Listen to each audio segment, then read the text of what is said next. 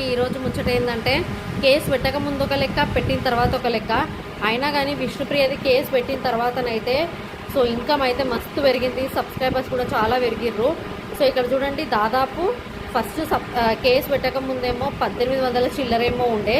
So ఎప్పుడైతే విష్ణుప్రియ పైన case పెట్టిందో చాలామంది సబ్స్క్రైబ్ చేసుకోవడం జరిగింది. సో దానికైతే 6000 చిల్లర అయితే వచ్చారు. సో ఇప్పుడు తన ఇన్కమ్ ఎంతో మీరే గెస్ చేసి కామెంట్లో రాయండి. సో మనం ఇంకా ఎంకరేజ్ చేస్తున్నాము ఇలాంటి వాళ్ళని, వైరల్ అవుతుందా లే వాళ్ళు చేసే ఆ పిచ్చి పిచ్చి వీడియోలతోటి వాళ్ళకి ఇంకా మనం వైరల్ చేస్తున్నాము. సో వాళ్ళకి ఇంకా పైసలు ఇస్తున్నాము సబ్స్క్రిప్షన్ చేసుకొని. సో విష్ణుప్రియ పక్కకు పెడితే ఇలాంటి వాళ్ళు చాలానే మంది ఉన్నారు ఇన్స్టాలో, గలీజ్ ఫోటోలు పెట్టుకుంటా, వీడియోలు పోస్ట్ చేసుకుంటా. మరి అలాంటి వారిని అందరినీ ఎందుకు వదిలేశారు, ఒక విష్ణుప్రియని ఎందుకు పట్టుకున్నారు, నాకైతే ఇది అర్థమైతే లేదు.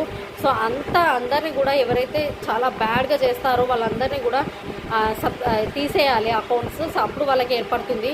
దీని మీద మీ అభిప్రాయం ఏంటో ఖచ్చితంగా కామెంట్ చేయండి, లైక్ చేయండి, అలాగే మన ఛానల్ని సబ్స్క్రైబ్ చేయండి.